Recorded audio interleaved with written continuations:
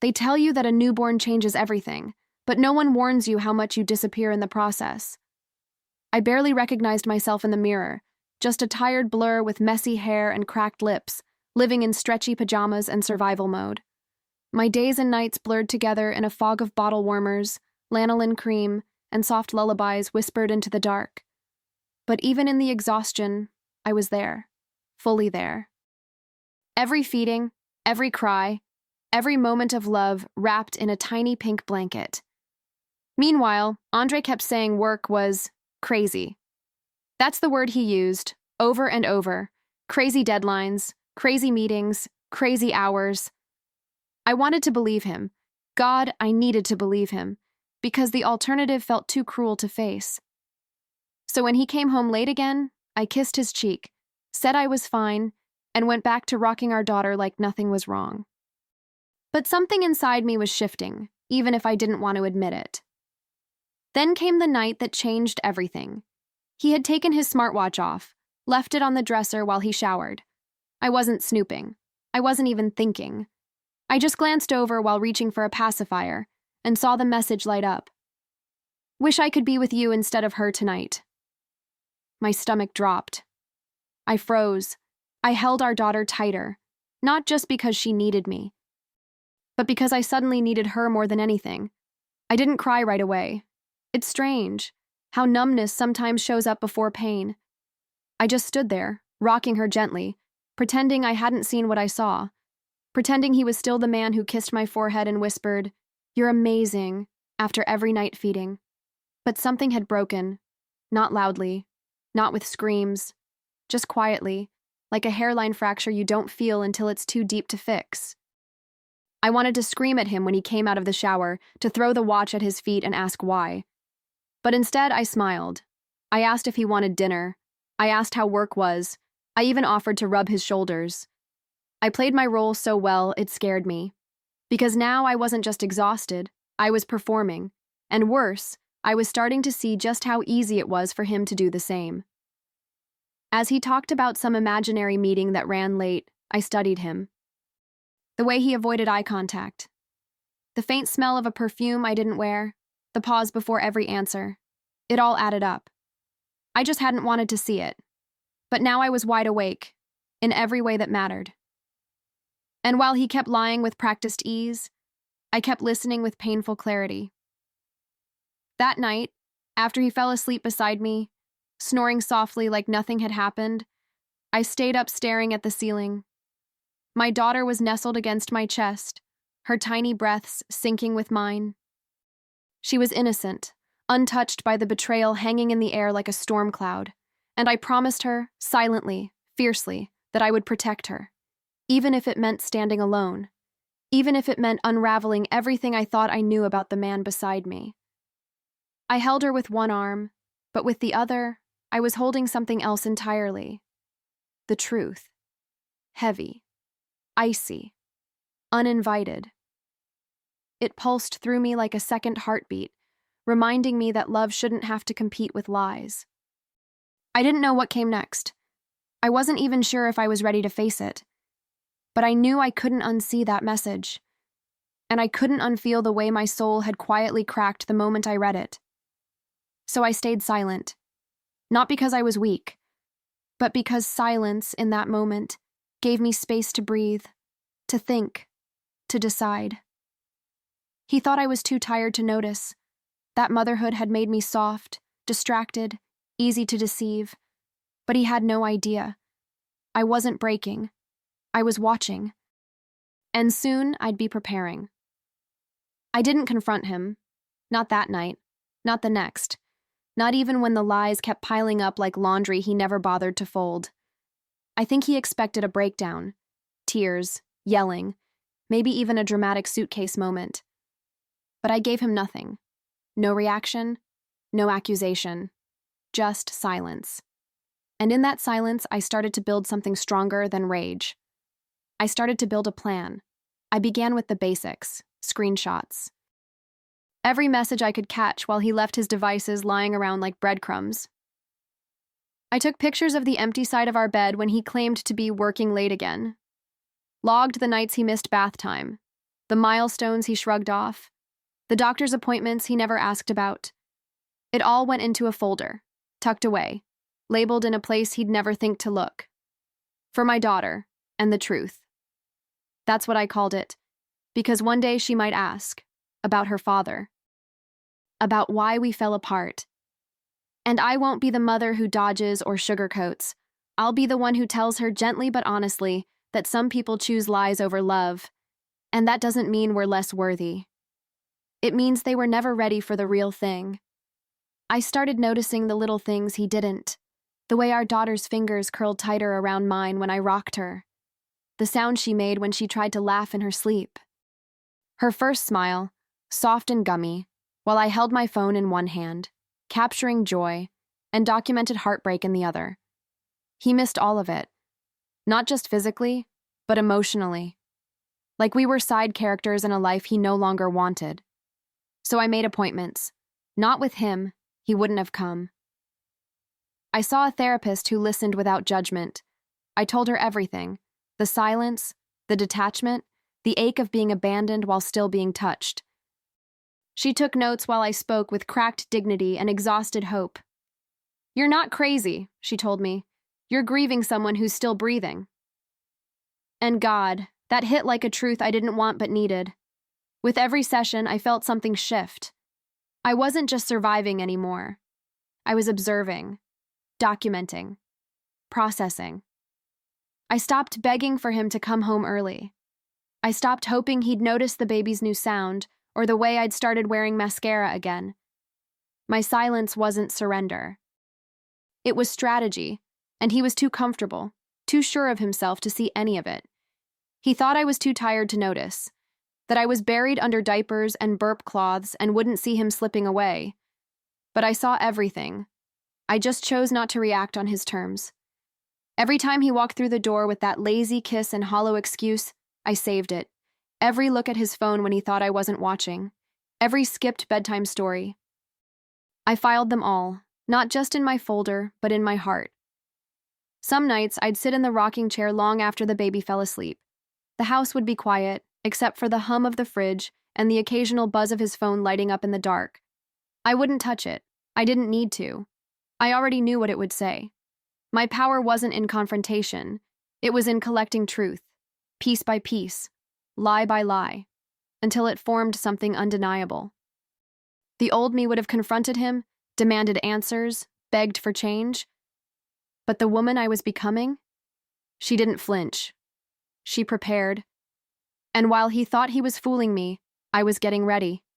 Ready to protect my daughter, ready to choose myself, ready to do what most women wait years to begin. The day I walked into that lawyer's office, I felt like I was stepping into a different version of myself. Not the new mom running on coffee and instinct. Not the woman quietly breaking behind closed doors, but someone sharper, someone ready. She greeted me with a soft smile and firm handshake, like she already knew I didn't come to vent. I came to act. I handed her the folder I'd been building for weeks. She didn't even flinch. "You're ahead of the curve," she said. I told her everything, not just about the infidelity, but the absence, the neglect, the emotional desert he left me in while I healed and held our child. She listened like it mattered. Like I mattered. Then she looked me in the eye and said something I'll never forget. "Most women wait years. You're documenting now. That's power." And for the first time in a long time, I believed I wasn't just reacting. I was reclaiming something he'd tried to take from me. We talked about civil action, about emotional neglect, about postpartum trauma and effective abandonment. Big words, heavy words, but they finally gave weight to what I'd been carrying alone. This wasn't just heartbreak, it was a violation of everything I gave to that marriage. And now, finally, there was a name for it, a path through it, and a woman, me, ready to walk it. Back at home, nothing changed on the surface. I still cooked his meals, still folded his laundry, still asked how his day went, pretending to care about meetings I knew were never real. He smiled like he was winning, like he'd gotten away with it, and I let him believe that. Because every word he said was another brick in the wall I was building between us. Every lie he thought went unnoticed became one more nail in the legal coffin I was preparing. There's a strange power in pretending. It's not easy. God, some nights it crushed me. But I'd look at my daughter's face and remember why I was doing it, why I had to be patient, why I couldn't let anger blow the cover I'd so carefully built. I became the calmest version of myself. Not because I felt calm, but because strategy needs stillness. And while he moved through the days blind to what was coming, I saw every step before he even took it. The hardest part wasn't collecting the evidence. It was pretending I didn't already know the ending. That every hug was just a final signature. That every "I love you" he tossed my way was a line I'd highlight later in court. Proof of manipulation, of detachment hidden beneath surface gestures. I wasn't his wife anymore. I was his mirror. And soon I'd show him everything he didn't want to see. Some mornings I'd catch my reflection while brushing my teeth and barely recognize her. This version of me that didn't beg, didn't plead, didn't collapse. I was tired, yes, but not broken, not anymore. There was something steady in my chest now, something cold and clear. I wasn't waiting for him to change. I wasn't hoping he'd come to his senses. I was simply preparing for the day I'd show him what I'd been building in silence. The lawyer and I spoke often. Emails, late calls, check-ins. Every new piece of evidence went into the file. Photos, texts, missed milestones, therapist notes, all of it. Nothing dramatic, nothing flashy, just truth, stacked quietly like bricks. And he kept giving me more. Every absence, every lie, every time he looked past his own child to answer someone else's message. He handed me proof like he didn't even realize I was holding the pen to his ending. He thought I was still lost in the fog of early motherhood, that I was too soft, too overwhelmed to notice how fast he was disappearing. But I wasn't lost. I was documenting. I was building. And soon he wouldn't be able to pretend anymore, not when the truth arrived with his name printed on it. It happened on a Wednesday morning. Ordinary. Forgettable. The kind of day where nothing dramatic is supposed to happen, but that's exactly why I chose it. He was at the office, probably sipping coffee, chatting with someone who had no idea what kind of man he really was. And then it landed on his desk, an envelope, thick and final, stamped with his full name. Inside, everything. The case, the evidence, my silence, printed and organized with surgical precision. He didn't see it coming. That was the part I'd rehearsed in my head 100 times. I could almost picture it, the way his face must have changed as he flipped through the pages, the screenshots, the therapist's notes, the timeline, my handwritten records of every time he failed to show up, not just physically, but emotionally. Every lie, preserved. Every absence, dated. It wasn't revenge, it was reality, delivered without a single raised voice. Tucked at the very end was the only thing I did write just for him, a note, in my own handwriting. Simple, quiet, honest. While I was holding our daughter, you were dropping our marriage. Here's your reality check. I didn't need to scream. I didn't need to beg. That note carried more weight than any argument ever could. Because he never expected me to fight back with facts. I didn't wait for his reaction. I didn't pace or check my phone, hoping for a call. I knew him well enough to know how he'd respond.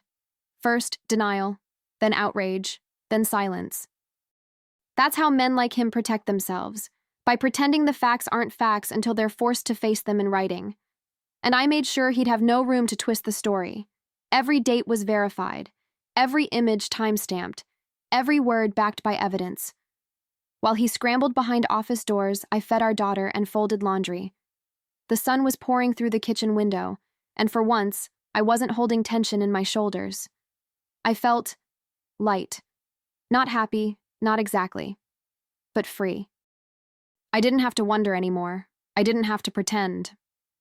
There was no longer a gap between what I knew and what I said out loud. The truth had spoken, and it had spoken for me. Later that evening, he came home. Late, again. Quiet, for once.